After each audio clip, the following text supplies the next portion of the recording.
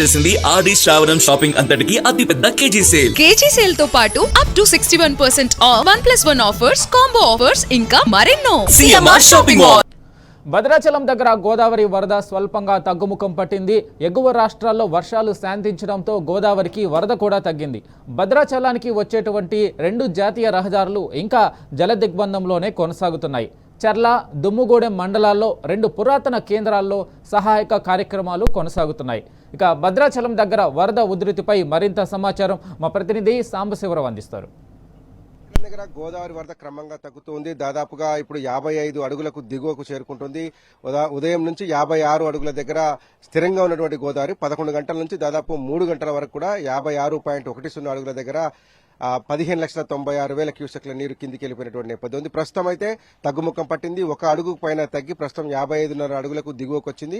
కాసేపట్లో 55 అడుగుల కన్నా దిగువకు వస్తుందని చెప్పేసి సిడబ్ల్యూసీ అధికారులు ఒక అంచనా వేస్తున్నారు. ప్రస్తుతం ప్రమాదం తప్పినట్టే అని చెప్పుకోవాలి. ఎందుకంటే 60 అడుగులకు వెళ్తుందనేటువంటి ఒక ఆలోచన అండ్ ఎక్స్పెక్టేషన్స్ ఉన్నటువంటి నేపథ్యంలో ప్రస్తుతం గోదావరి శాంతించడంతో ప్రజలు కూడా ఊపిరి పీల్చుకుంటున్నారు. ప్రస్తుతం మనం గోదావరి కరకట్ట దగ్గర ఉన్నాం. ఇక్కడ చూడొచ్చు ఆంజనేయ స్వామి దేవస్థానం పూర్తి స్థాయిలో మునిగిపోయింది. ఆ పక్కనే ఉన్నటువంటి వల్లి సహిత సుబ్రహ్మణ్యేశ్వర స్వామి దేవస్థానం, కళ్యాణకట్ట, దాంతోపాటు ఈ స్నానఘట్టాలు కూడా పూర్తిగా మునిగిపోయినాయి. వాస్తవంగా గోదావరిలో ఇక్కడ నుంచి 15-20 అడుగులు వెళ్తే తప్ప నీళ్లు ఉన్నటువంటి పరిస్థితి రెగ్యులర్ గా ఉంటుంది. కానీ ఇప్పుడు చూస్తే గనక కళ్యాణకట్ట పూర్తి స్థాయిలో మునిగిపోయింది. ఆంజనేయ స్వామి విగ్రహం మునిగిపోయింది.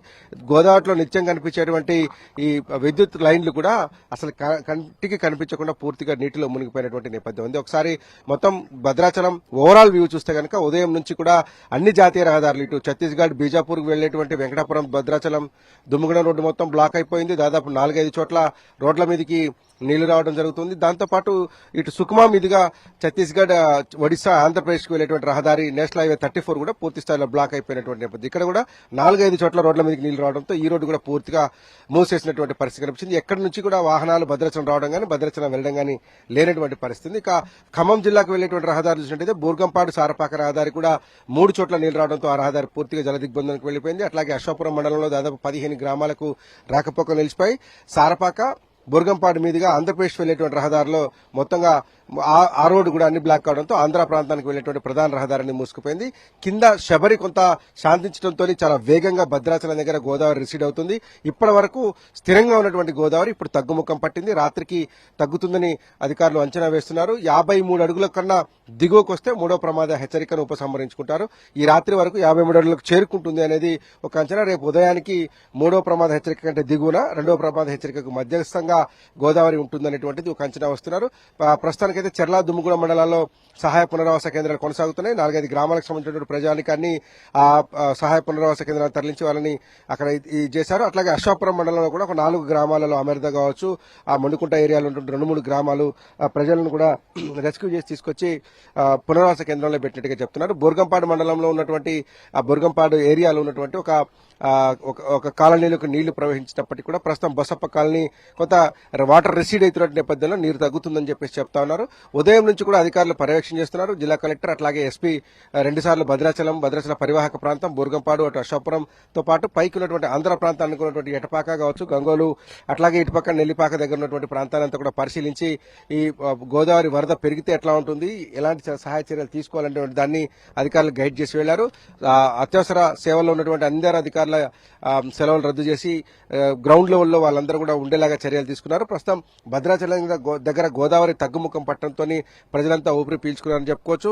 రేపు ఉదయానికి ఈ స్నానఘట్టాలు కావచ్చు, ఈ ఆంజనేయ స్వామి దేవస్థానం కావచ్చు, అట్లాగే కళ్యాణకట్ట కావచ్చు, రేపు ఉదయానికల్లా కొంత ఉపశమనం పొందుతాయి. వాటర్ వెనక్కి వెళ్లిపోతున్నటువంటి ఒక అంచనా ఉంది. వేగంగా తగ్గితే కింద శబరి నుంచి వచ్చేటువంటి పోర్టు తగ్గినట్లయితే కనుక వేగంగా నీరు రిసీడ్ అవుతుంది. కాబట్టి కింద శబరి నుంచి వచ్చేటువంటిది కావచ్చు, పైన ఇంద్రావతి కావచ్చు, అట్లాగే తాలిపేరు కావచ్చు, ఇతర గోదావరి ఉపనదుల నుంచి వస్తున్నటువంటి ఇన్ఫ్లోస్ కూడా కొద్దిగా తగ్గుముఖం పట్టాయి. అట్లాగే మహారాష్ట్ర, ఛత్తీస్గఢ్ లో కూడా వర్షాలు తగ్గుముఖం పట్టినాయి అని చెప్పి అధికారులు చెప్తున్నటువంటి నేపథ్యంలో భద్రాచలం దగ్గర గోదావరి తగ్గుముఖం పట్టింది. తగ్గినటువంటి గోదావరి ఈ రాత్రికి రేపు ఉదయానికి పూర్తి స్థాయిలో శాంతిస్తే గనక 2వ ప్రమాద హెచ్చరికను కూడా దిగువకు జారీ చేస్తే ఉపసంహరించుకునేటువంటి అవకాశం ఉంటుంది. రేపు ఉదయం తర్వాత మొదటి ప్రమాద హెచ్చరిక 43 అడుగులు ఏదైతే ఉందో అప్పటి వరకు అట్లా కొనసాగుతుందని, ఈ రాత్రి వరకు 8 నుంచి 10 అడుగులకు సంబంధించినటువంటి ఈ ఫ్లడ్ మొత్తం కూడా రిసీడ్ అయిపోతుంది అనేటువంటిది సిడబ్ల్యూసీ అధికారుల అంచనాగా కనపడుతుంది. భద్రాచలం చుట్టుపక్కల ఉన్నటువంటి పాత కరకట్టకు ఎక్స్టెన్షన్ గా కరకట్ట చేపట్టడంతో కొంత భద్రాచలం పట్టణంలోకి ముంపు లేకుండా పోయిందని చెప్పుకోవచ్చు.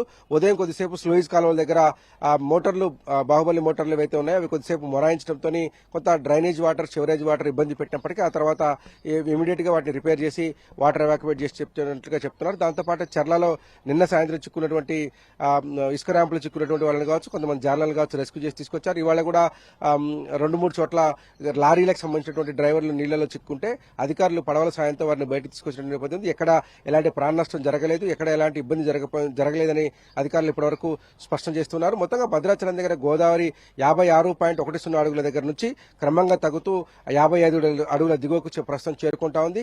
ఇంకా తగ్గుతుందని చెప్పి అధికారులు చెప్తున్నారు. మొత్తంగా భద్రాచలం దగ్గర ప్రస్తుతం అయితే సిట్యుయేషన్ అండర్ కంట్రోల్లో ఉంది, అధికారుల పర్యవేక్షణలో కొనసాగుతా ఉంది.